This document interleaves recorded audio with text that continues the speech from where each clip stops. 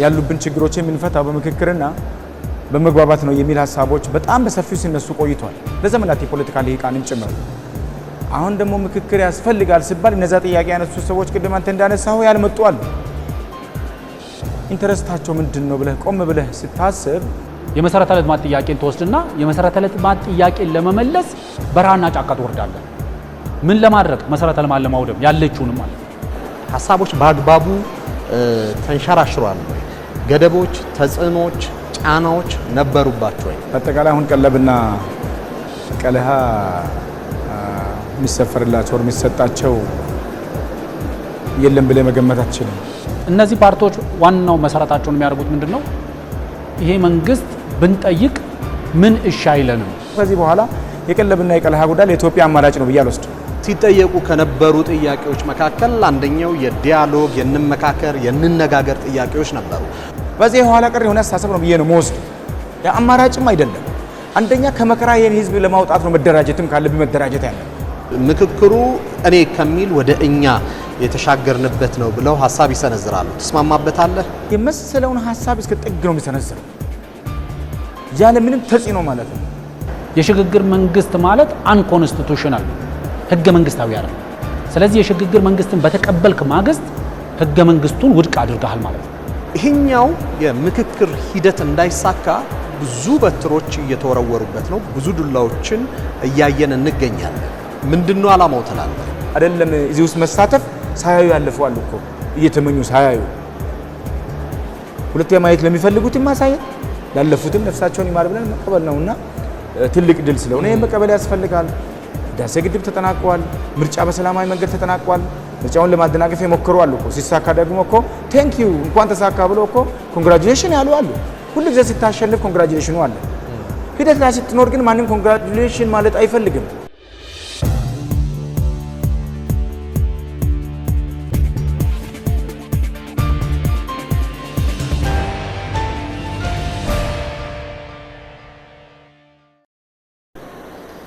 ጤና ይስጥልን የተወደዳችሁና የተከበራችሁ ተመልካቾቻችን፣ ይህ የሀገር ጉዳይ ዝግጅታችን ነው።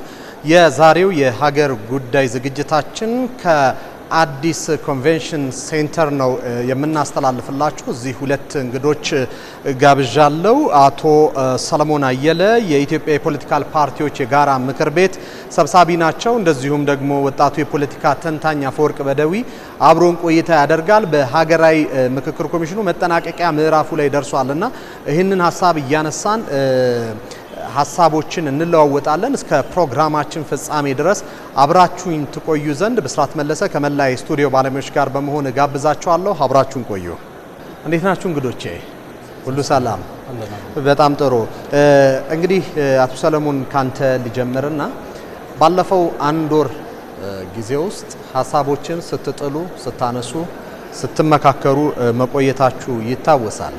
እንደው የምክክሩ ሂደቱ ምን ይመስል ነበረ? ውጣ ወረዱን እንዴት አያችሁት? ከዚህ በተጨማሪ ደግሞ ከተለያዩ ከሀገሪቱ ጫፍ የመጡ ኤሊቶች፣ የህዝብ ተወካዮች እንደዚሁም ደግሞ ማህበረሰቡ ተወካዮች ራሳቸው እዚህ ላይ ተገኝተዋል እና ሀሳብን በነፃነት ማንሸራሸር የተቻለበት ነበር ወይ? ሂደቱን እንዴት ገመገማችሁት? ውጣ ወረዱ ምን ይመስል ነበር?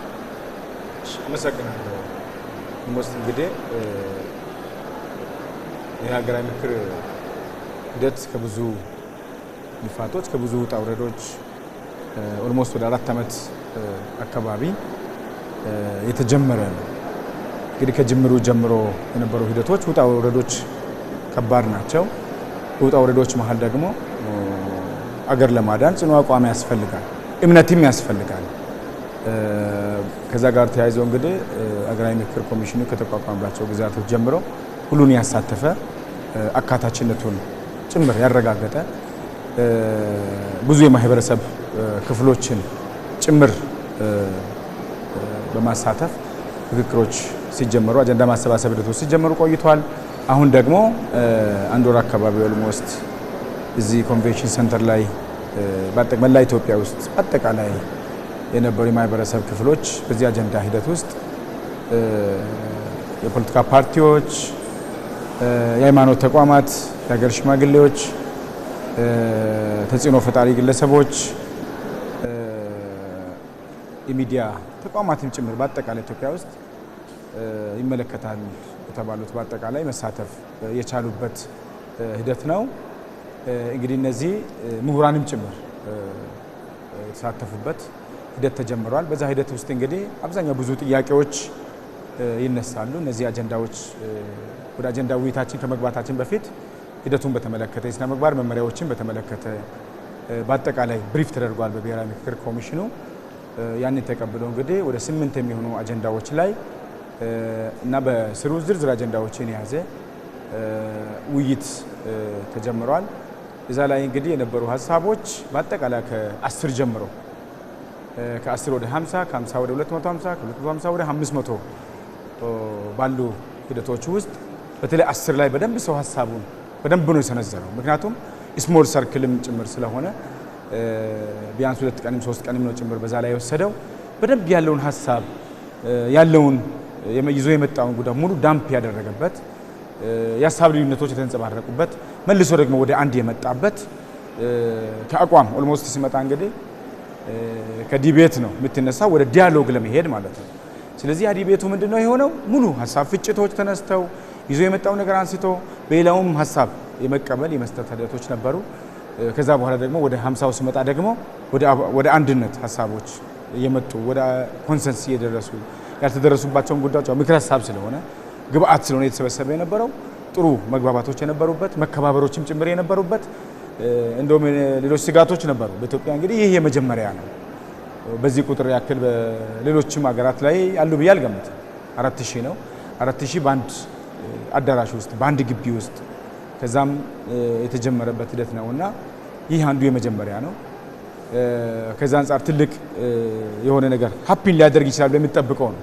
ምክንያቱም ይሄን ያክል ቁጥር ያለው ህዝብ በአንድ ቦታ ላይ ቁጭ ብሎ የሀሳብ ውይይት የውይይት ባህልም ጭምር ያልነበረበት ሂደት ውስጥ ክምረት ተነስቶ ይህን ነገር መደረጉ እዚህ የመጣው ሰው ደግሞ ያ የስነ ምግባር መመሪያውን ተከትሎ ሌላውን አዳምጠው ሀሳብ ተቀብሎ ሀሳብ ሰጥቶ ተከባብረው የሄደበት ሂደት ስታይ ደግሞ ትልቅ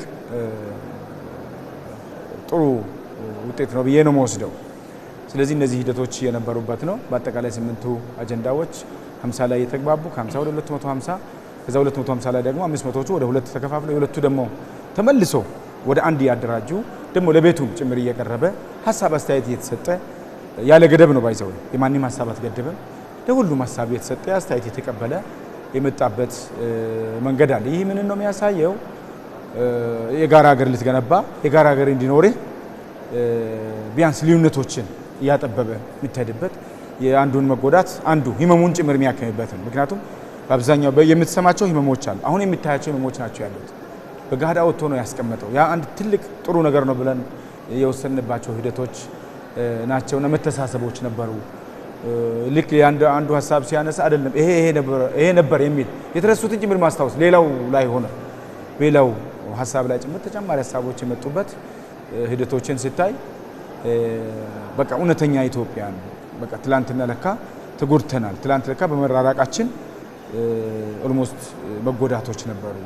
መጎዳዳት፣ መጠፋፋት ኦልሞስት ብዙ ነገሮችን አሳልፈናል። ስለዚህ ከዛ አንጻር ደግሞ ለካ ቆም ብለን ማስተዋል፣ ማሰብ፣ መተባበር፣ መነጋገር ለካ እነዚህ ነገሮችን ፊክስ ያደርጋሉ።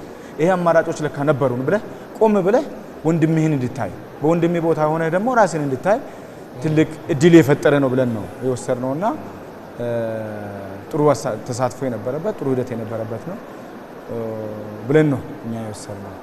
ፖለቲካል ላንድስኬፑ ላይ ሲጠየቁ ከነበሩ ጥያቄዎች መካከል አንደኛው የዲያሎግ የንመካከር የንነጋገር ጥያቄዎች ነበሩ። በወቅቱ የኢህአዴግ ማንም የተጣላ የለም፣ ስለዚህ የምንነጋገርበት አውድም መሬትም የለም የሚል ነገር በሰፊው ሲያነሳ መቆየቱ ይታወቃል። እንግዲህ መንግስት አሁን የዚህ የዲያሎግ አማራጭን ወይም ደግሞ የመመካከር የመነጋገር አማራጭን ይዞ መጥቷል። ላለፉት 4 ዓመታት ሀገሪቱ በዚህ ፕሮሰስ ላይ አልፋለች። ዛሬ ደግሞ ወደ መጠናቀቂያው ምዕራፍ ላይ ደርሰናል። ያው ምክክር አለቀ ባንልም ይሄ የተጀመረው ፕሮሰስ እዚህ ላይ የሚያበቃበት ጊዜ ላይ ደርሰናል። ከዚህ ቀደም በተቋሚው ጎራ ሲነሱ ከነበሩ ወይም ደግሞ የተቋሚው ጥያቄ ሆኖ ፊት ለፊት ከሚመጡ ጉዳዮች መካከል አንዱ የንነጋገር ሀሳብ ነበረ። ነገር ግን ይሄ ምክክር ከተጀመረ በኋላ የጥያቄው የአጀንዳው ባለቤቶች የነበሩ አካላት አሁን ሸሽተው ይህንን የሚያጥላሉ ሆኗል። እንዴት ተመለከተው? ይሄ ከምን የመነጨ ነው ማለት እንችላለን? እንግዲህ ቅድም አቶ ሰለሞንም ሲያነሳው የነበረው ነገር አንደኛው የሚመነጨው ከፖለቲካ ባህላችንም ይመስለኛል። ምክንያቱም ረጅም ጊዜ የነበረን የፖለቲካ ባህል ላለፉት 50 ዓመታት እንኳን ወደ 5-10 ዓመታት እንኳን ወደ ኋላ ብንሄድ የፖለቲካ የኢኮኖሚ ችግሮችን በበረሃ በጫካ ለመፍታት ነው ጥረት ስናደርግ የነበረው። የፖለቲካ ልዩነቶች አዳራሹ ሲሰበስቡን አናገኝም በታሪካችን ውስጥ። ምክንያቱም የፖለቲካ ልዩነቶች ቃላት ሲያወራውሩን ሳይሆን ጥይት ሲያወራውሩን፣ ቦምብ ሲያወራውሩን ነው የምናየው። ስለዚህ አንደኛው የሀገራችን የፖለቲካ ባህል ከህዝባችን የህዝብ ባህል ከምንላቸው የማህበረሰባዊ እሴቶች ወይም ባህሎች ከምንላቸው የተቀዳ አይደለም። ብዙ ጊዜ የህዝባችን ባህል ውስጥ መነጋገር፣ መመካከር እሴት ነው፣ ራሱን የቻለ ባህል ሆነ ትራዲሽን፣ የሶሻል ትራዲሽን እንደምትላቸው ነገሮች ናቸው። የአብዛኛው ሀገራት ፖለቲካ የሚቀዳው ከህዝቡ ነው። የኛ ግን ፖለቲካችን የተቀዳው ከህዝቡ ስላልሆነና ከኛ በባህልም በነባራዊ ሁኔታም በከፍተኛ ደረጃ ልዩነት ካላቸው አካባቢዎች የተቀዳ ስለሆነ ከህዝባችን ባህል ያፈነገጠ ነው። እያንዳንዱ የፖለቲካ ልዩነት ወደ ጫካ ወደ በረሃ ሲወስደን እንጂ ወደ አዳራሽ ሲሰበስበን አላየንም። ይሄ ያለፉት 5-10 ዓመታት የቅርብ እንኳን እንውሰድ ከተባለ ማለት ወደ ኋላ ብንሄድ ተመሳሳይ ታሪኮችን እናገኛለን። ፖለቲካችን የጥይት የመወራወር እንጂ ቃላት የመወራወር አለመሆኑን ለማሳየት ብዙ የፈለግነው ርቀት ብንሄድ እናገኘዋለን። እንግዲህ አሁን ያለንበት ለምሳሌ ኮንቬንሽን ሴንተር ኢትዮጵያውያን በተወካዮቻቸው መካከል በተወካዮቻቸው በኩል የተወከሉበት የተሰባሰቡበት ነው ማለት ይችላል። ለምሳሌ ኢትዮጵያውያን የኢትዮጵያ ሕዝብ የተወከለበት ስትል የኢትዮጵያ ሕዝብ የምትለው የሙያ ማህበራት አሉ፣ ሊቃን አሉ፣ ምሁራን አሉ፣ ሴቶች አሉ፣ ወንዶች አሉ፣ አዛውንቶች አሉ፣ አሮጊቶች አሉ፣ ወጣቶች አሉ፣ የፖለቲካ ፓርቲዎች አሉ፣ የሙያ ማህበራት፣ የፌዴራል የመንግስት ተቋማት አሉ። እነዚህ ሁሉ ነገሮች ስታይ ሪፕሬዘንታቲቭ ሳምፕል ተወስዷል ማለት ነው። ኢትዮጵያውያን እዚህ ያሉ ብለን ማለት ይችላል። ቅድም ያነሳው ለምሳሌ ለረጅም ጊዜ የኢትዮጵያ ፖለቲካ ውስጥ ተደጋግሞ የሚነሳ ጥያቄ ነው። እንመካከር፣ ብሔራዊ ንግግር ይካሄድ፣ ብሔራዊ እርቅ ይውረድ ምናምን የሚባሉ ነገሮች። ይሄንን መንግስት ይገፋው ነበር።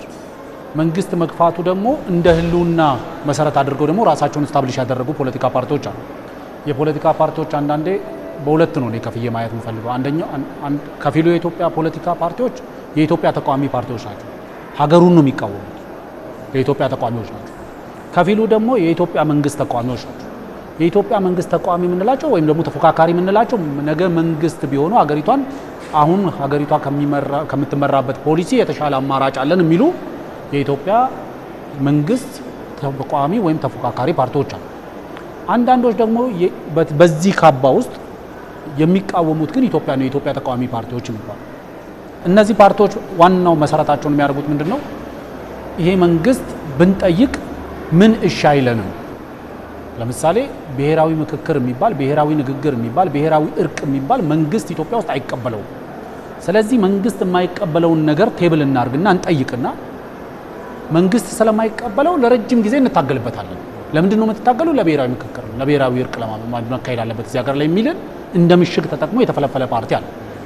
እነዚህ ፓርቲዎች እንግዲህ ቅድም እንዳልኩት የኢትዮጵያ ተቃዋሚዎች ስለሆኑ መንግስት ይሄንን ሲቀበል አሁን ትላንትና የኢትዮጵያ መንግስት ነኝ ብሎ ሀገር ይመራ የነበረው አካል አልቀበልም ሲል በነበረው ቦታ ላይ ሄደው እነሱ ደግሞ ይሄ ምክክር መካሄድ የለበትም የሚል ቦታ ላይ ነው ያለው። ለኔ ዋናው ለዚህ ምክንያታቸው አድርጌ መወስደው አንደኛው ቅድም ያነሳሁት የፖለቲካ ባህላችን ነው።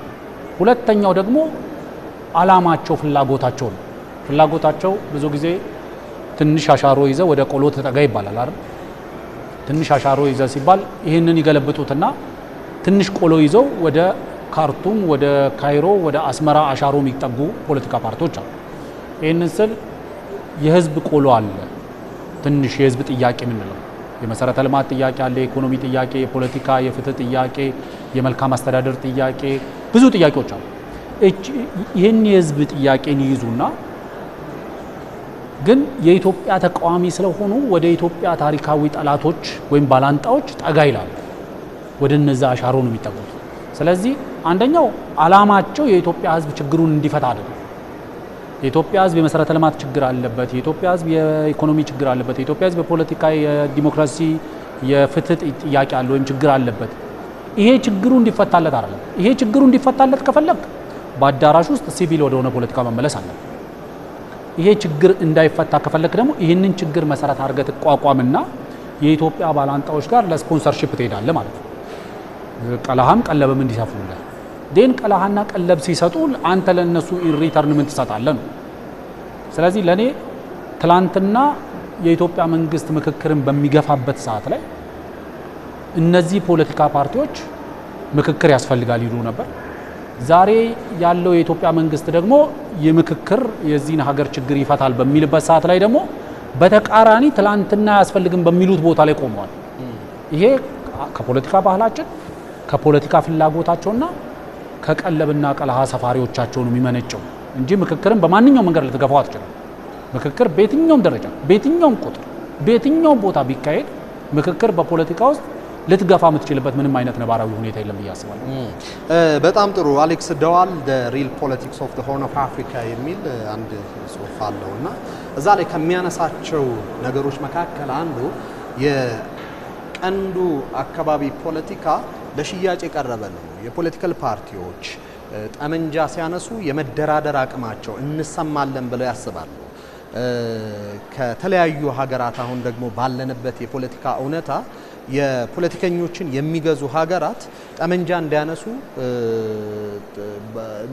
ቀለቡንም ቀላሃውንም እየሰጡ ያበረታቷቸዋል እና አብዛኛው ግጭትም ከውስጥ ፍላጎትም እንደዚሁም ደግሞ ከውጭ አካል ስፖንሰር የሚደረግ መሆኑ ይታወቃል። ሶ እንደዚህ አይነት አዙሪትን ሀገርን ለሽያጭ አቅርቦ የሚገኝ ትርፍ ካለው አላቅም፣ ግን ለፖለቲካል ትርፍ ለማግኘት የሚደረግ ሩጫን እንዴት እንክታው? ከዚህ አዙሪት እንዴት መውጣት እንችላለን? ሁለተኛ አያይዘህ እንደው እንድትመለስልኝ የምፈልገው በነበራችሁ ውስጥ በነበረው ክርክሮች ሂደቶች ኢንክሉሲቭ ነበረ ወይ? ሀሳቦች በአግባቡ ተንሸራሽሯል ወይ? ገደቦች፣ ተጽዕኖች፣ ጫናዎች ነበሩባቸው ወይ? ይህን እንዴት ትመለከተዋለህ? እሺ፣ አመሰግናለሁ። በአጠቃላይ አሁን ቀለብና ቀለሃ የሚሰፈርላቸው የሚሰጣቸው የለም ብለህ መገመት አትችልም። ያ ባይሆንማ እንደ ሀገር ልዩነቶች አይኖሩንም። ለሀገር የሚታገል አለ። ህዝብን ችግር ተረድተው አማራጭ የፖሊሲ አማራጮችን ተረድተው አዘጋጅተው ለሀገር ይጠቅማሉ። የህዝቡ ጥያቄዎችን አንግበው የመልካም አስተዳደር ኢሹዎች፣ የመሰረተ ልማት ጥያቄዎች፣ የመልማት ጥያቄዎች ጀነራሊ ይዞ የሚንቀሳቀስ የፖለቲካ ፓርቲዎች አላማቸውን በጠረጴዛ ዙሪያ በውይይት የሚያምኑ ሲቪል የሆኑ ሀሳቦች ያላቸውን በብዛት አሉ። እነዚህ እንግዲህ ወደ ምክክሩ መድረክ መጥተዋል። የዛም አንዱ ውጤትም ጭምር ሀሳብ አለን ብለዋል። ሀሳብህን ለማጋራት መጣህ ማለት ሀሳብ አለህ ለኔ። እነዚህ የፖለቲካ ፓርቲዎች ትልቅ አቋምም ለክርክርም ለምክክርም ራሳቸውን አዘጋጅተዋል ማለት ነው። ሀሳብ ያለው ሰው አሁን ምክንያቱም ከዚህ በኋላ የቀለብና የቀለሃ ጉዳይ ለኢትዮጵያ አማራጭ ነው ብዬ አልወስድም። አማራጭም አይደለም። ትላንትም ጎድቶናል፣ ዛሬም እየጎዳ ነው። ለነገ የሚቀዳቅደው የተንቀሳቀሰ ነው። ይህን ማመን ያስፈልጋል፣ ማወቅም ያስፈልጋል። ከምክክርና ከውይይቱ ውጭ የሚደረግ ሂደት ኢትዮጵያን አጥፊ እንጂ አዳኝ አይደለም፣ ከፍታ አይደለም፣ ዝቅታም ጭምር ነው። እነዚህ አካላት ለምንድን ነው ከሌሎች ጋር የሚደራደሩት? እንዳልከው እኛ ጂኦፖለቲክሱ አለ። ሁሉ ጊዜ በሜዳችን ላይ ነው ጫወታው። ወደ ሜዳችን ደግሞ የሚመጣው እሱ በራሱ ፈልጎ ሳይሆን እኛ ባዘጋጀነው ሜዳ ላይ ነው። አዘጋጁ እኛ ነን፣ አጫዋቹ እኛ ነን፣ ተጫዋቹም እኛ ነን። ኖ ማለት የሚያስችል አውድ ሲፈጠር ደግሞ ለምሳሌ አንድ ላንሳልህና ምክክሩ በጣም ይፈለጋል። ብሔራዊ መግባባት መፈጠር አለበት፣ መመካከር አለብን። ያሉብን ችግሮች የምንፈታው በምክክርና በመግባባት ነው የሚል ሀሳቦች በጣም በሰፊው ሲነሱ ቆይቷል፣ ለዘመናት የፖለቲካ ልሂቃንም ጭምር። አሁን ደግሞ ምክክር ያስፈልጋል ሲባል እነዛ ጥያቄ ያነሱ ሰዎች ቅድም አንተ እንዳነሳው ያልመጡ አሉ። ኢንተረስታቸው ምንድን ነው ብለህ ቆም ብለህ ስታስብ አንዳንድ ጊዜ ምን አለ መሰለህ፣ ይሄ የድል ሽሚያ ሀሳቡን ውጤት ቢያመጣ ሁለት ነገር ነው የሚጠበቀው ከዚህ ከምክክሩ። አንደኛው የተሳካ ሀገራት ትመደባለ። ኦልሞስት ተጠናቆ ጥሩ ውጤት ሲመጣ ምክክሩ በሰላም ሲጠናቀቅ የተሳካ ሀገራት ተርታ ስትመደብ የሚያገኙት ነገር አለ። እንዳይሳካ ደግሞ የሚሰራ ኃይል አለ። ያልተሳካ አገራት ተርታ እንድትመደብ ያልተሳካ ምክክር እንዲሆን ሀሳቦች በጣም ከመነሳት በላይ እንዲነሱ ያለ መግባባት እንዲፈጠር የሚሰራ ኃይል ደግሞ አለ። የነዚህ ኃይል አስተላልፎች ናቸው የነዚህ ሰዎች ቡድን ሀሳቡን አነሳው ሊሳካ ሲፈልግ እንዳይሳካ እየሰራ ነው። እንዳይሳካ በመስራት ቀለብ እንዲሰፈርልኝ መፈለግ እንጂ ሌላ ምንም መፈለግ ነው ብዬ አላስብም። ምንም ነው ብዬም አላምንም። ያ ደግሞ ለሁላችን ጥቅም አለው ብዬም አልቀበልም። ስለዚህ ከምክክሩ ውጤት በኋላ ራሳቸውን ቆም ብለው የሚያዩበትም ሂደት ሊፈጠር ይችላል። ስለዚህ ያን መውሰድ ነው። በምክክሩ ውስጥ ያለው ተሳትፎና አካታችነት ሀሳባቸውን በደንብ ማሸራሸር ጋር ተያይዞ ባይዘ ምንም አይነት ጫና የለም። እኔ በደንብ ነው እንግዲህ እንደ አማካሪ ቲምም እንደ ተመካካሪም እንደ አማካሪም ነበር እንደ አማካሪ ቲምም ነበርኩኝና የጋራ ምክር ቤቱ ኦልሬዲ አማካሪ ቲም ውስጥ ነው ያለው፣ በተጨማሪ ተመካካሪም ነው። ስለዚህ በደንብ እያንዳንዱ ቲም እየዞርን እየተንቀሳቀስን የማየት እድሉ ነበረኝ እንግዲህ ከሌላው በተለየ ማለት ነው።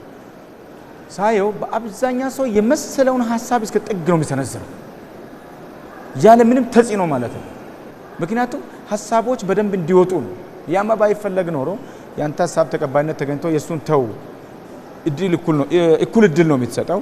እኩል ሀሳብ እንዲያነሳ ነው የሚፈለገው። ህመሞች በደንብ መውጣት አለባቸው። ህመሞች በደንብ ከወጣ በኋላ ነው ህክምና ፍለጋ የምትሄደው። ስለዚህ ደግሞ ህመም ምንድን ነው? ሀሳብ ነው። ሀሳቦችን ይዞ ይመጣቸው አሉ። የግል ሀሳብ አለ፣ የቡድን ሀሳብ አለ። መጥቷል። ከመጡ በኋላ ምንድን ነው እኔ ባንተ ቦታ ላይ አንተ በኔ ቦታ ላይ ቁጭ ብለህ ሀሳቦች ወደዚህ ከመጣ በኋላ የትኛው ሀሳብ ነው የሚያስማማን? 10 ሰው ለምሳሌ 10 ሰው ስኬል የሆነ ስሞል ሰርክል የተደረገችው ዋናው ሀሳቦች በደንብ እንዲሸራሸሩም ጭምር እድል የፈጠረ ነው። ከ10 መነሻው ሜትሮሎጂው ሲፈጠር አሁን 250 ሰው ቢሆንና ወደ ውይይት ቀጥታ ቢገባ ወይ 500 ሰው ነው ውይይት ቢደረግ እድል የማግኘት ፕሮባቢሊቲው የጥቂት ሰዎች ብቻ ይሆናል። ኦል የተጽዕኖ ፈጣሪዎች ብቻ ይሆናል። ኦል የተደራጀ ቡድን ብቻ ይሆንና ተጽዕኖ ይፈጥራል በአንድ ቡድን ውስጥ። ግን ከ10 መነሳቱ 10ሯም ቃለ ጉባኤ ውስጥ ተይዛለች። ተፈራርመው ወስኖን ወደ 50 የሚመጡት 50 ላይ ሲመጣ ደግሞ ቅድም ያልተግባባንባቸው ጉዳዮች የተግባባንባቸው ጉዳዮች በደንብ ሀሳቦቻችን እያደጉ እየተግባባን የመምጣት ጉዳይ ሁሉን ያሳተፈና ሁሉን ሀሳቦቻቸው በደንብ እንዲመነጩ እንዲወጡ ያደረገበት ልዩ መንገድ ነው ብዬ ነው የምወስደው። ስለዚህ ከዚህ አንፃር ተጽዕኖ አለው የሚል ግምቶችም የለውም። በዚህ ላይ ደግሞ የተለያዩ ኤክስፐርቶች በደንብ ማብራሪያ እንዲሰጡ ሙያዊ ማብራሪያ እንዲሰጡ የሰጡም ጭምር ነበር። በመሃሉ የመጡ ሙያዊ ማብራሪያዎች ኦልሬዲ ከኮሚሽኑ የተወከሉ እየተከታተሉ ሂደቱን ወዩን የማረም ጉዳይ ሰው ይሄ የሰዓት አጠቃቀሙን የጊዜ አጠቃቀሙን የሆነ አጀንዳውም ጭምር እንዳይወጣ አንዳንድ ሰው ከአጀንዳ ይወጣል። አጀንዳው ብቻ ነው ምክንያቱም የተሰጠኝ አጀንዳ አለ። ከአጀንዳ ስትወጣ ብዙ ወዳልተፈለገ ያን ያህል ሼፕ ያደረጉ ጥሩ የመግባባት የመዋየትና ሁሉም ቢያንስ ያሳተፈ ከተጽዕኖ ጭምር ነፃ የወጣ ምክክሮች ነበሩ ብለን ነው እኛ በጣም ጥሩ። እንግዲህ አፈወርቅ አንተም በተደጋጋሚ ጊዜ እንደምታነሳውና እኛም እንደምናወራው የምክክር ሂደቶች አንዳንድ ሀገራትን አፍርሰዋል፣ አንዳንድ ሀገራትን ደግሞ እንዳዳኗቸው እንመለከታለን። ለምሳሌ በኮሎምቢያ የተካሄደው በፋርክ አማጽያንና ለ50 ዓመት ለግማሽ ክፍለ ዘመን የተካሄደው በፋርክ አማጽያንና በመንግስት መካከል የነበረው አንዱ በውይይት በድርድር የተፈታበትን ሁኔታ እናስታውሳለን። በኬንያ የምርጫ ችግርም ቢሆን መንግስት ያንን ችግር ፈቶ ወደ ፊት ለፊት ያቀናበትን፣ በቱኒዚያ በተመሳሳይ ዛሬ ከጸደይ የአረብ አብዮት በኋላ ያደረጉት ምክክር በውጤታማነቱ ይጠቀሳል። በሌላ በኩል ደግሞ በየመን የምንመለከተው አለ ሀገሪቱን ያፈረሰ በሱዳን እና ሌሎች ሀገራትም በእነዚህ አይነት ሂደቱ ባለመሳካቱ ምክንያት ችግር ውስጥ የገቡበት እውነታ አለ። ያው ምንጩ የተለያየ ነው። አንዳንዱ የውጭ ተጽዕኖ ነው፣ አንዳንዱ የመንግስት ፍላጎት ነው፣ ሌላኛው ደግሞ በፓርቲዎች መካከል የሚደረግ የስልጣን ሽሚያና ሽኩቻ መሆኑን በስፋት እንመለከታለን።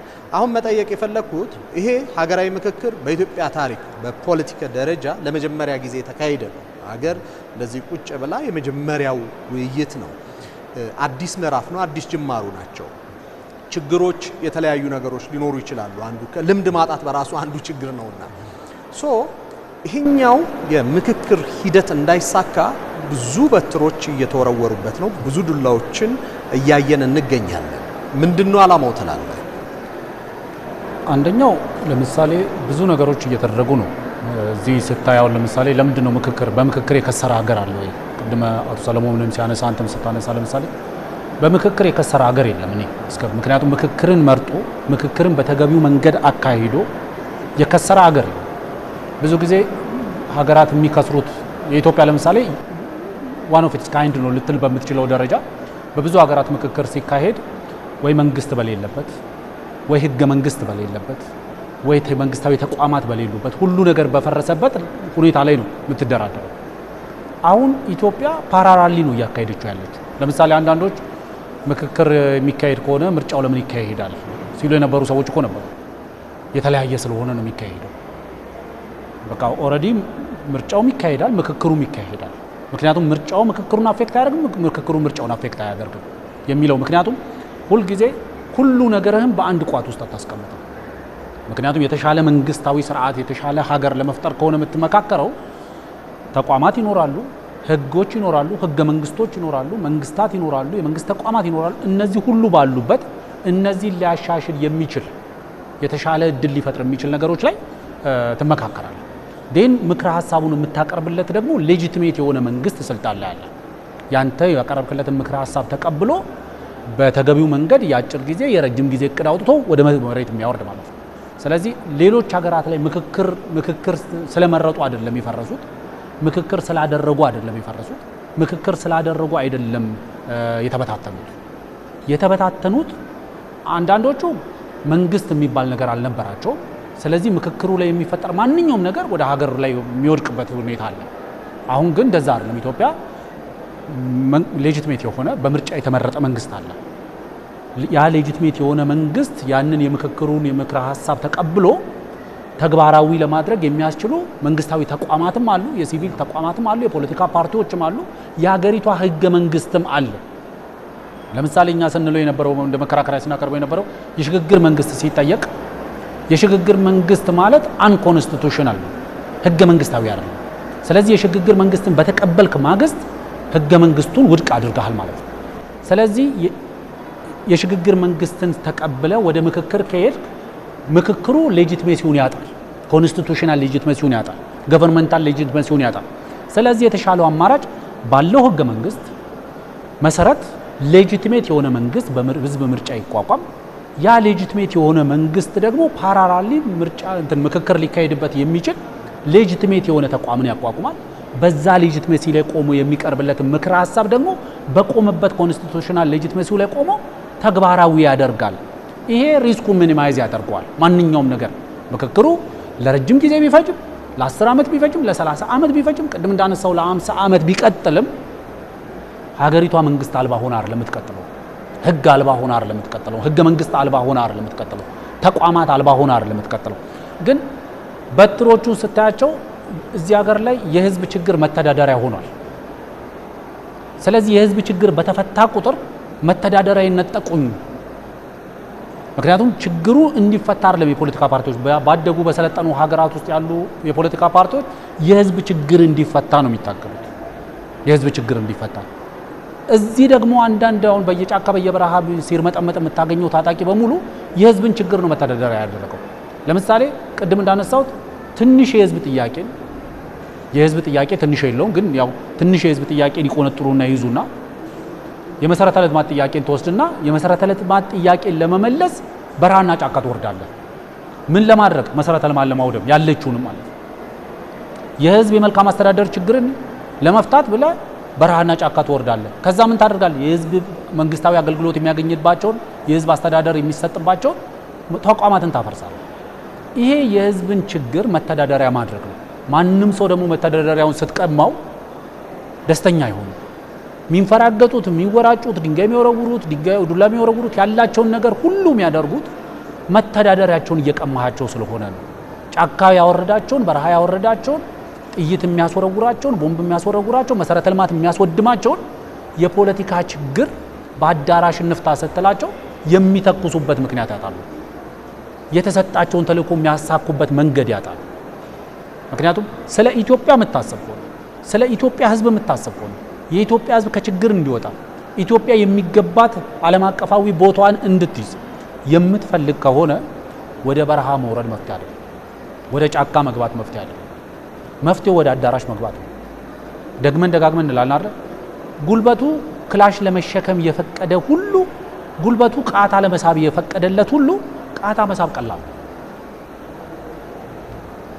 ሐሳብ ይዞ አዳራሽ ውስጥ ገብቶ ወንበር ስቦ ለመቀመጥ ግን የእውቀት የሚባል ድፍረት ይፈልጋል።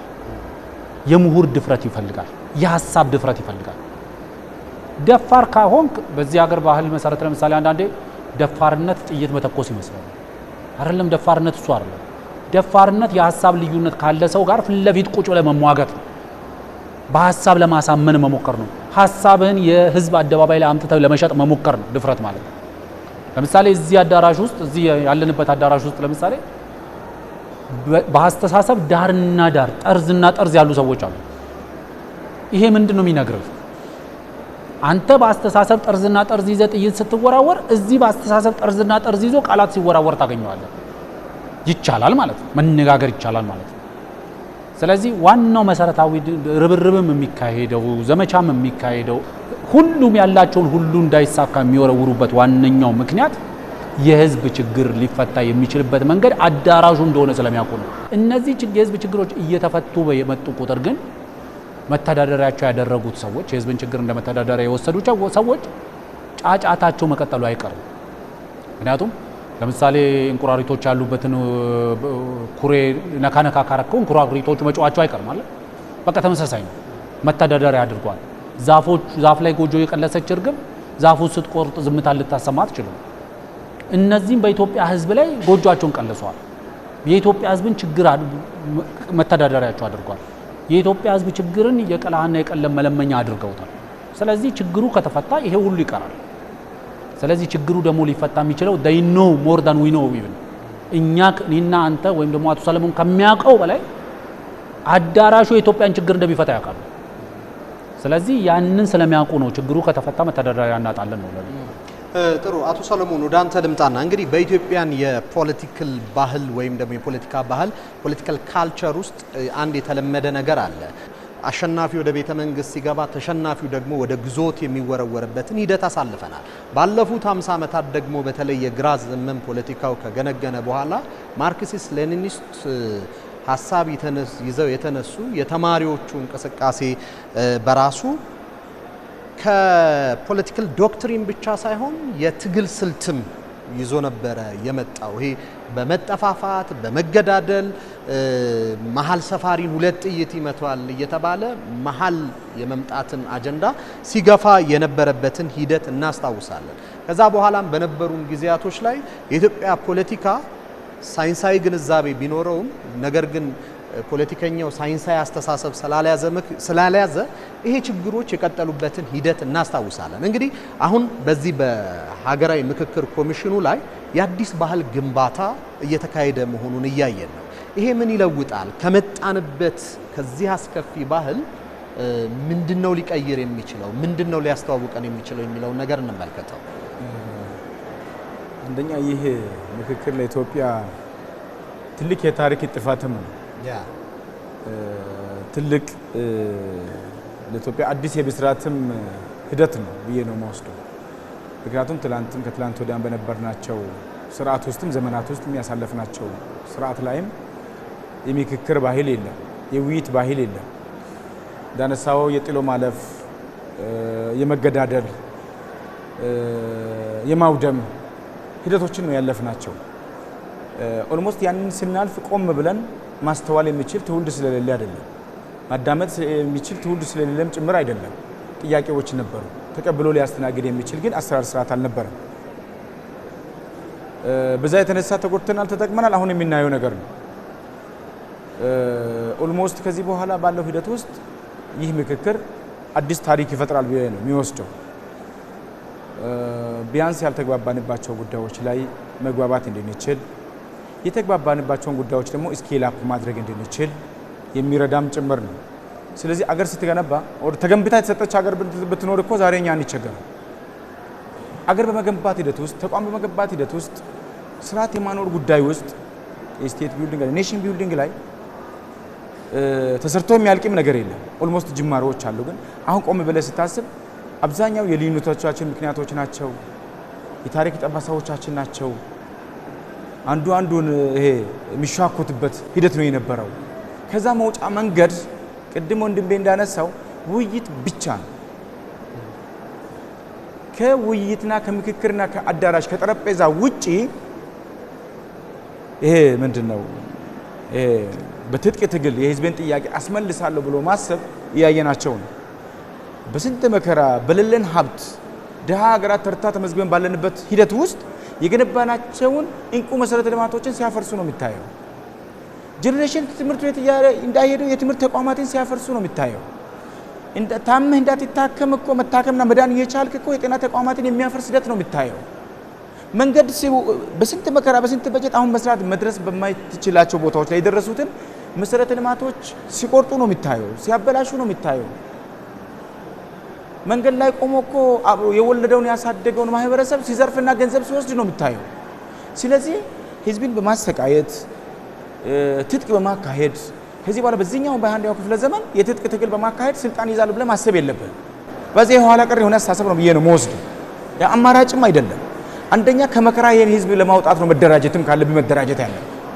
ስትደራጅ ራሱ ያንተን ማህበረሰብ ያንተን አካባቢ ህዝብም ቢሆን ኢትዮጵያንም ቢሆን ከችግሯ ከአረንቋ ሊያወጣ የሚችል የሰለጠነ ለውጥ ሊያመጣ የሚችል ዋይዝ ሆነ አስበህ የኢትዮጵያን ከፍታ የአገሪቱን ገጽታ ቢያንስ በአንዳንድ ሀገሮች ላይ አይተህ ከሆነ የፈለገ ፖለቲካ ፓርቲ ቢታደራጅ ፖለቲካ ፓርቲ ቢትመሰርት የተለያየ አመለካከት እንኳን ቢኖር በብሔራዊ ጥቅምህ ላይ በአገራዊ ጥቅምህ ላይ በህዝቦች አገልግሎት ላይ ህዝቦች የሚያገኙት ጥቅም ላይ አትደራደርም። ያለው ላይ ለመጨመር ነው የምትታገለው። ትግልህም ከሆነ ቫልዩ አድ ሊያደርግ የሚችሉ ጉዳዮች ላይ ነው ትግልህ መሆን ያለበት። የግል ጥቅምህን ለማካበት የራስን ፍላጎት ለማርካት የሚደረጉ ጥረቶች ናቸው። አሁን የትጥቅ ትግል ምን አለ መሰለህ ቅድም ወንድሜ በደንብ አንስቶታልና የህዝብን ችግር መተዳደሪያ ብቻ እኮ አይደለም መኖሪያም ጭምር ነው የሆነ ያለው። መኖሪያ መተዳደሪያማ እኮ በልቶ ማደር ብቻ እኮ አይደለም መኖሪያም ጭምር ወረዲ የሆነ ነገር ይፈጥረና አንዳንድ ጊዜ ምን አለ መሰለህ የሆነ ጥሩ ነገር ሲፈጠር አብሬ ያለው ይላል፣ መጥፎ ነገር ሲፈጠር ከተፈጠረ በኋላ እሱ ነው ይላል። ኦልሞስት የዚህ ካልቸር ጭምር ያለበት ሂደት ውስጥ ነው ያለ ነው። ስለዚህ አሁን ይሄ እድል ሊያመልጠን አይገባም። ይሄ ባይዘው ትልቅ እድልም ነው ለኢትዮጵያ፣ ድልም ነው እድልም ነው ብዬ ነው መወስደው። ስለዚህ ይሄን እድል መጠቀም ቢያንስ የተሻለች አገር ለቀጣይ ሰስተነብል የሆነች አገር የተረጋጋች አገር ለመፍጠር እጅግ ጠቃሚ ነው ብለን ነው የምንወስደው። እኛ አሁን ባለፈው ላይ ኦልሞስት ምርጫ ከመደረጉ በፊት ምክክሩ ቢደረግ የሚል ሀሳቦች ነበሩ። እንደ አንድ ዜጋ እንደ አንድ ፖለቲከኛ እንደ አንድ ፖለቲካ ቲሙን እንደሚመራ ሰው ቢያንስ ልዩነቶቻችንን ይዘን ወደ ምርጫ እንግባ፣ ቢያንስ ተግባብተን ተወያይተን አይደለ የሆነ የመሰዳደብ ባህሎቻችን የመጨቃጨቅ ባህሎቻችን አስቀርተን፣ ምክንያቱም ምክክሩ ያስቀራል የሚል ጽኑ አቋም ስላለ፣ ስለዚህ ተነጋግረ ተወያይተ ከገባኝ ማንም አይጎዳ፣ ማንም ሊጎዳ የሚችል ሀሳቦች አይፈጠሩም እና ምክክሩ ቢቀድም ሁሉ የሚል ሀሳቦች ነበሩ። ምክክሩ ከቀደመ ብዙ ያለመግባባቶቻችንን ስለሚፈታ ብዙ ያለመግባባቶቻችንን ዳምፕ ስለምናደርግ ስለምናስቀምጣቸው መግባባቶቻችን ላይ ቢውልድ ስለምናደርግ ቢያንስ ምክክሩ ቢቀድም ጥሩ ነው የሚሉ ሀሳቦች ነበሩ። ኦልሞስት የራሱ ሂደት ሆነና ሁለቱም የተለያየ አካሄድ የተለያየ ውጤት ነው ያላቸው። በእርግጥ ምክክር ራሱን የቻለ ሂደት ነው። ምርጫ ደግሞ ራሱን የቻለ የአሰራር ስርዓትና ሂደት ነው። ምርጫ መንግስት ለመመስረት ነው። ምክክር ደግሞ ትልቅ አገሪቱን ለመገንባት ያለመግባባቶችን ለመፍታት ነው። ያ በክርክር ነው፣ ይሄ በምክክር ነው። ምርጫ በክርክር ላይ የተገነባ ነው አይደል? በማሸነፍ ላይ የተገነባ ነው። አንዱ አሸናፊ አንዱ ተሸናፊ ነው በምርጫ ሂደት ውስጥ። በምክክር ሂደት ውስጥ ግን አሸናፊም ተሸናፊም የለም። ሀሳብ ነው የሚያሸንፈው፣ አብሮነት ነው የሚያሸንፈው፣ የጋራ እሴቶቻችን ናቸው የሚያሸንፉት። ያላግባቡን ጉዳዮችን ቆርጠን የተግባቡን ጉዳዮች ናቸው የሚያሸንፉት። ስለዚህ አንኮስት ነው ብዬ ነው የምወስደው። ምክክር እኮ አሁን ወጪ አልባ ነው። ምክንያቱም እኔ አንተ እንዳትጎዳብኝ እስካሁን የተጎዳሁም ካለ በሀሳብ ይዞ በጠረጴዛ የካስኩልህ እኮ በግልም በቡድንም የተጎዳሁ ጉዳት በእኔ በኩል ካለ ልክስ ነው። መካስ ምንድን ነው? ሁሉ ጊዜ በገንዘብ ብቻ እኮ አይደለም።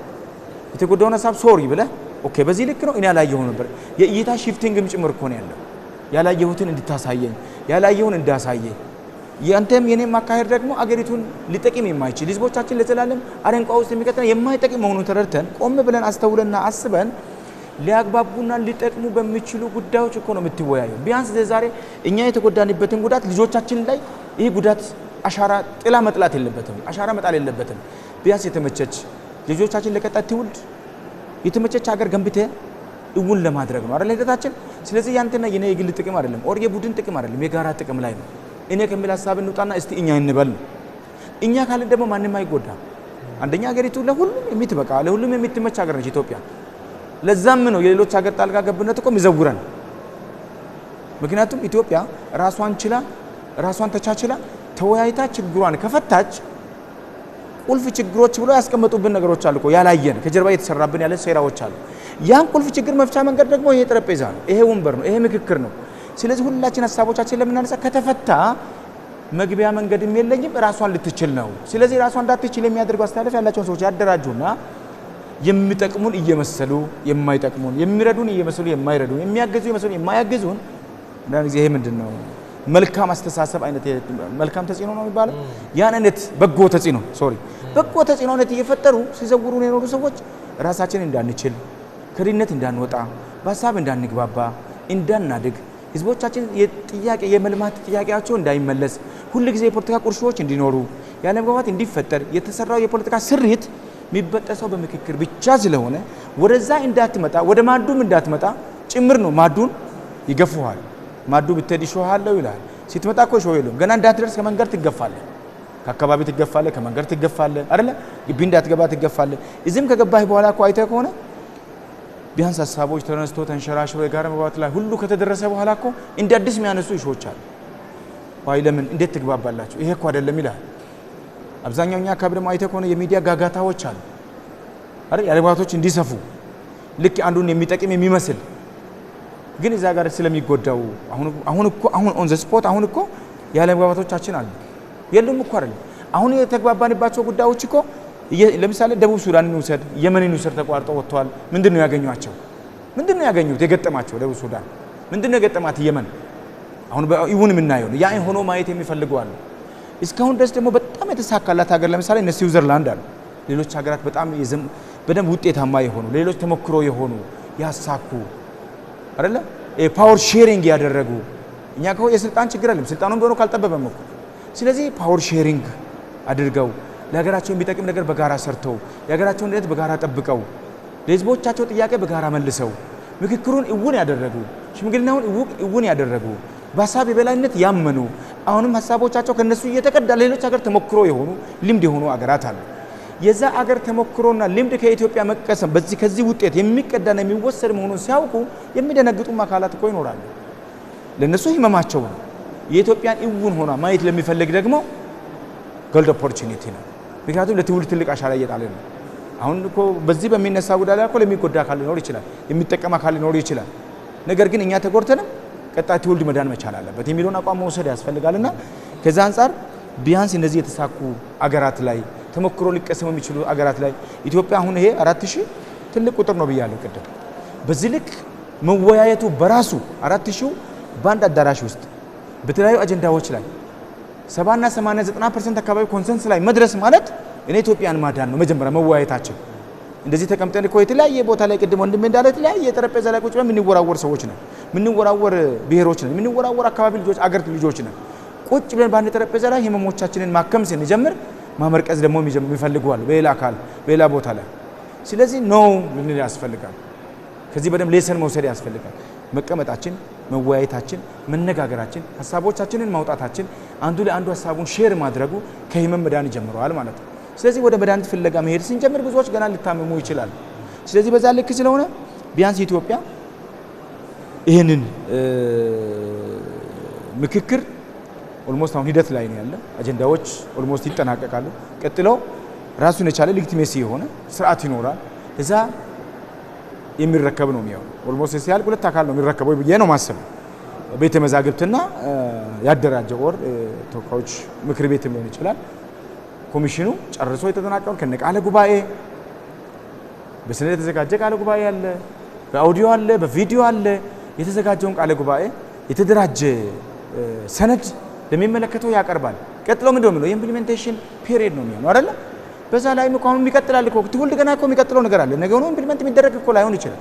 አሁን የተግባባንባቸው አሉ፣ ያልተግባባንባቸውም ጉዳዮች ያለቁ ጉዳዮች አይደሉም ብዬ ነው ማምነው። የሚቀጥሉ ናቸው እኮ ውይይቶች ይቀጥላሉ። ይህ ደግሞ የውይይት የመጀመሪያ ምዕራፍ ነው። ይቀጥላል ውይይቶቻችን የተደራጀን እየተወያየን ያልተግባባንባቸውን ጉዳይ የፈታን ስንሄድ ኢትዮጵያ በሁለት እግር መቆም ትጀምራለች። በራሷ መወሰን ትጀምራለች። በራሷ መነጋገር ትጀምራለች።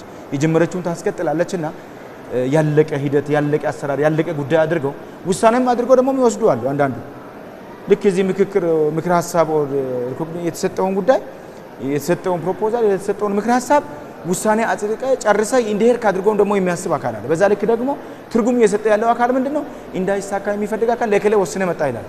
ይሄን ጉዳይ በዚህ ልክ ወስነ መጣ ይላል። ውሳኔ አይደለም የሚሰጥ ውሳኔ አሁን ላይ የለም። ምክር ሀሳቦች ተደራጅተዋል። የተደራጁ ምክር ሀሳቦች ስምምነት ላይ የተደረሰባቸው በስምምነታቸው ልክ ያልተደረሰባቸው ደግሞ ባልተደረሰባቸው ልክ ተደራጅቶ የሚቀርብበት አካል ላይ ቀርበው ቀጣይ የተሰራ ውጤት እያገኘ የሚሄድ እንጂ የሚሆነው በዛ ልክ ቢወሰድ ጥሩ ነው የሚሆነውና በአጠቃላይ ይህን እድል በደንብ መጠቀም መቻል አለብን። በደንብ ማለት ነው በደንብ ምክንያቱም ከዚህ ውጪ ሌላ እድል አለ ብዬ አላስብም።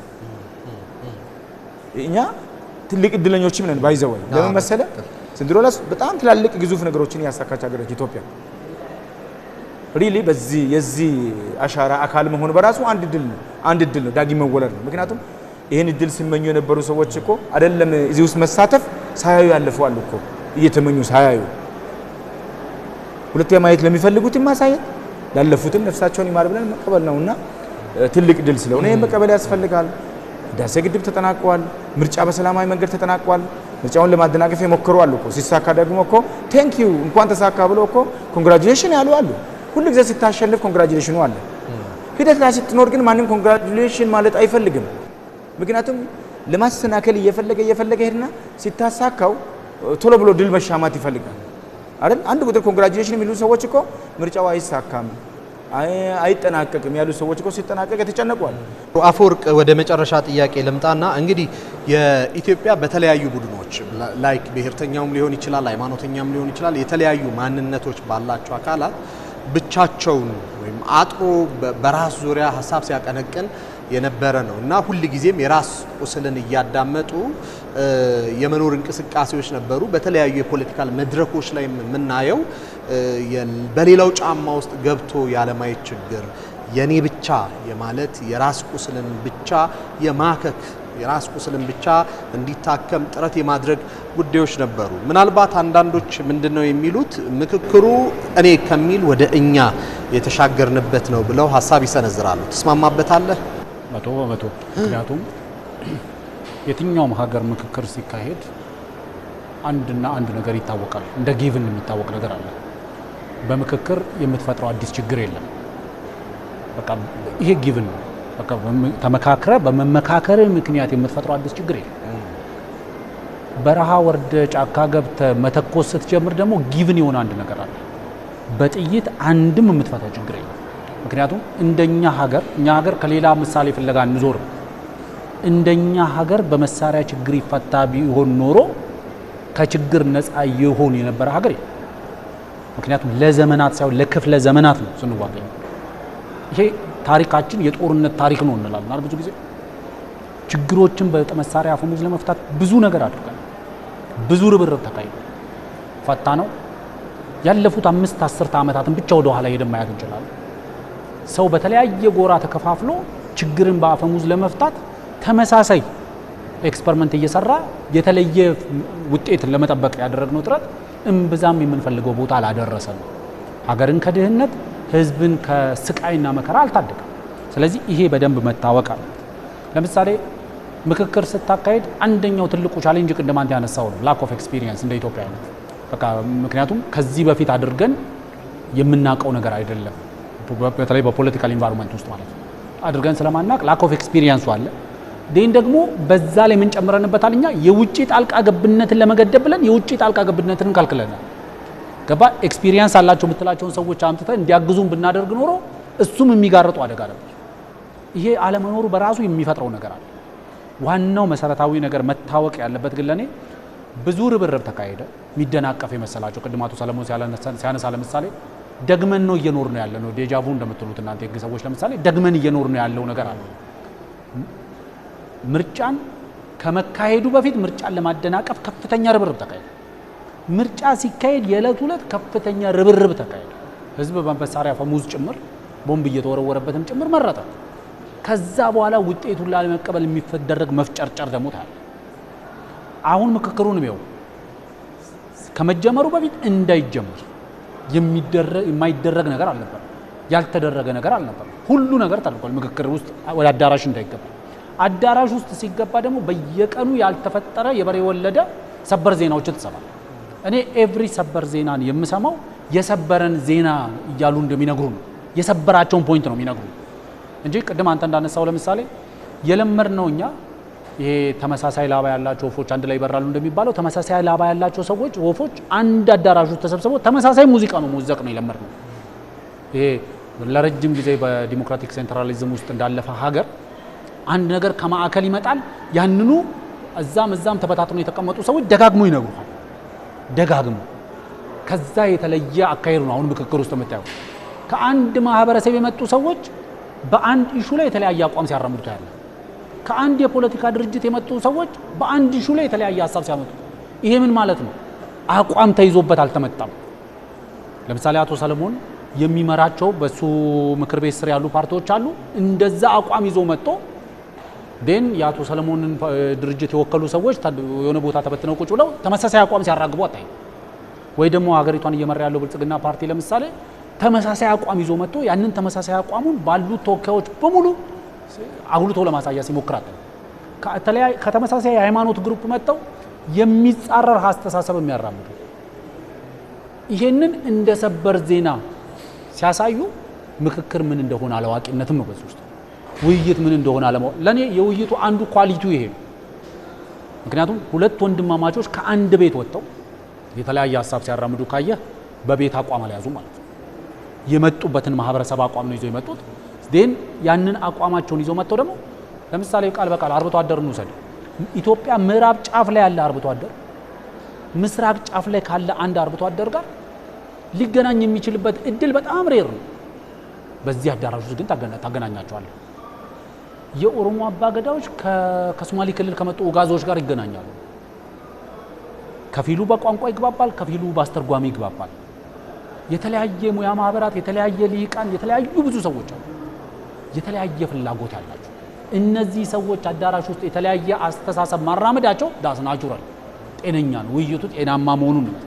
ውይይቱ ጤናማ አይደለም የሚያስብለው ምንድን ነው ከተባለ ውይይት አዳራሽ ውስጥ የመጡት ሰዎች በሙሉ የቡድን ሀሳብ ይዘው ቢመጡ፣ የቡድን አቋም ይዘው ቢመጡ ውይይቱ ስኬታማ አይደለም። ምክንያቱም አቋም ተይዞበት የተመጣ ነው። ብልጽግና እንደ ብልጽግና፣ አብን እንደ አብን፣ ኢዜማ እንደ ኢዜማ፣ የጋራ ምክር ቤቱ እንደ ጋራ ምክር ቤት ወይም ደግሞ ምክር ቤት ውስጥ ያሉ ፓርቲዎች እንደ ተናጥል፣ የሃይማኖት ተቋማት እንደ ሃይማኖት ተቋም የተናጥል የጋራ አቋም ይዘው ቢመጡ ኖሮ ይሄን ምክክር ነው ለማለት ያስቸግረናል። አሁን የጋራ የሚባል አቋም የለም። ከመጣበት ብሔረሰብ ወይም ማህበረሰብ የተለያየ አቋም ሲያራምዱ ታያለ። እርስ በርሱ የሚጋጭም ጭምር። ሁለት መጥራት አለበት ብዬ ማስበው ለኔ መግባባትና መስማማት መካከል ሰፊ ልዩነት አለ። መግባባት ለምሳሌ ብዙ ጊዜ የኮሚሽነሮቻችን በሚሰጧቸው መግለጫዎች ላይ በአብዛኛው ነገር ላይ መግባባት ተደርሷል ሲባል መስማማት ተደርሷል ማለት አይደለም። መግባባት ማለት ከኔ የተለየ በኔ እኩል ክብደት ሊሰጠው የሚችል ሀሳብ አለ ብሎ መግባባት መድረስ ይቻላል። መስማማት ለምሳሌ ሜሞራንደም ኦፍ አንደርስታንዲንግ ኤንድ አግሪመንት ኢዝ ዲፈረንት አይደል? ሜሞራንደም ኦፍ አንደርስታንዲንግ የመግባባት ነው። ተግባብተናል፣ በሆኑ ፖይንቶች ላይ ተግባብተናል። ወደ ስምምነት ለመሄድ በሚያስችል ደረጃ ላይ ግን አይደለንም ማለት ነው። ስምምነት ማለት ደግሞ ሁሉን ነገር ተቀብለን በቃ ይሄ ይፈጸም ብለን ደርሰናል ማለት ነው። የምክክር ውጤት ምንድን ነው ከተባለ ሁለት ነው። አንደኛው መግባባት ነው፣ አንደኛው መስማማት ነው። በሆነ ኢሹ ላይ ተግባባለህ፣ በሆኑ ኢሹዎች ላይ ተስማማለህ። የተስማማባቸውን ኢሹዎች ምክር ሀሳብን ለመንግስት አቀርብና እንድታረግ፣ የተግባባባቸውን ኢሹዎች ደግሞ ፋርዘር ዲስከሽን ሪኮመንድ አድርገህ ልትለያይ ትችላለህ። ቀጣይ ትውልድ ያቸውን ልትል ትችላለህ። ይሄ በዚህ አጀንዳ ውስጥ ቢካተት ዶሚኖ ኢፌክቱ በራሱ ሊፈታው ይችላል ልትል ትችላለህ። ስለዚህ ለኔ አንዳንዴ ሰበር ዜናዎቻችን ጠላቶቻችን የሰበሩ ዜናዎች ናቸው ለኔ። ስለዚህ ከዛ አንግል መታየት አለበት። ምክክር አቋም ተይዞ ከመጣ ምክክሩን ለዛ ያጣል፣ ኳሊቲ ያጣል። ዋናው መሰረታዊ ነገር ሀሳብ ይዘ ከመጣ ይሄ አንድ ጥሩ ተናጋሪ ሰው አለ አይደል? ሰው ሲያነብ ግለሰብ ይሆናል ይላል፣ ካላነበበ ደግሞ መንጋ ይሆናል። በቡድን ነው የሚያስበው። አሁን በቡድን ማሰብ እዚህ አታይ፣ እዚህ አዳራሽ ውስጥ የተለያየ ሃይማኖት ያላቸው ሰዎች ጥግ ይዘው የጋራ አቋም ሲያራምዱ ታያሉ። ከተለያየ ማህበረሰብ የመጡ ሰዎች ጥግ ይዘው የተለያየ የጋራ አቋም ሲያራምዱ ታያሉ። ይሄን ሁሉ ስታይ የምክክሩ ኳሊቲ ማሳያ ነው ብሎ መውሰድ ይቻላል። እንግዶች እጅግ በጣም አድርጌ አመሰግናለሁ። ቆንጆ ውይይት ነበር ያደረግነው። የተወደዳችሁና የተከበራችሁ ተመልካቾቻችን የዛሬው የሀገር ጉዳይ ዝግጅታችን በዚሁ ተጠናቋል። ብስራት መለሰ ከመላ የስቱዲዮ ባለሙያዎች ጋር በመሆን ፕሮግራሙን እየመራው አብሬያችሁ ቆየው። በያላችሁበት ሰናይ ጊዜ ይሆንላችሁ።